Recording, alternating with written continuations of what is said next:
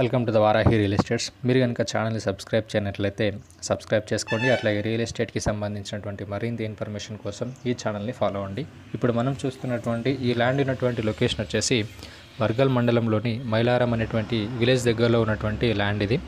Total land వచ్చేసి మనకు 8 గుంట వరకు మనకు సేలింగ్కి అయితే ఉంది. ఈ కనిపించేది మనకు కొండపోచమ్మ సాగర్ నుంచి వచ్చేటువంటి కెనాల్ ఇది. ఈ కెనాల్ పక్కనే మనకు ల్యాండ్ అయితే సేలింగ్కి అయితే ఉంది. ఇప్పుడు మనకు చుట్టూ ఏదైతే కడిలు వేసి కనిపిస్తుందో బౌండరీ ఏర్పాటు చేయడం అయితే జరిగిందో ఇదే మనకు సేలింగ్ ఉన్నటువంటి ల్యాండ్ ఇది. టోటల్ ల్యాండ్ వచ్చేసి మనకు 8 గుంట వరకు మనకు సేలింగ్ అయితే ఉంది. చుట్టూ కూడా కొన్ని రకాల గెస్ట్ హౌస్లు కూడా మనకు నిర్మించే దశలో అయితే ఉండడం జరిగింది. హైదరాబాద్కి పరిసర ప్రాంతాల్లో కొండపోచమ్మ సాగర్ కెనాల్కి పక్కనే మంచి వాటర్ సోర్స్ ఉన్నటువంటి ల్యాండ్ ఇది. అట్లాగే మనకు రవాణా సౌకర్యం కూడా ఉన్నటువంటి ల్యాండ్ ఇది. ఇక్కడ చూడొచ్చు మనం వ్యూ పాయింట్ ఇది. అట్లాగే ఈ ల్యాండ్ ఉన్నటువంటి లొకేషన్ నుండి గజ్వేల్ అనేది మనకు 5 కిలోమీటర్ డిస్టెన్స్లో ఉంటుంది. వర్గల్ అనేది 5 కిలోమీటర్ డిస్టెన్స్లో ఉంటుంది. గజ్వేల్ రింగ్ రోడ్ అనేది కూడా మనకు 5 కిలోమీటర్ డిస్టెన్స్లో ఉంటుంది.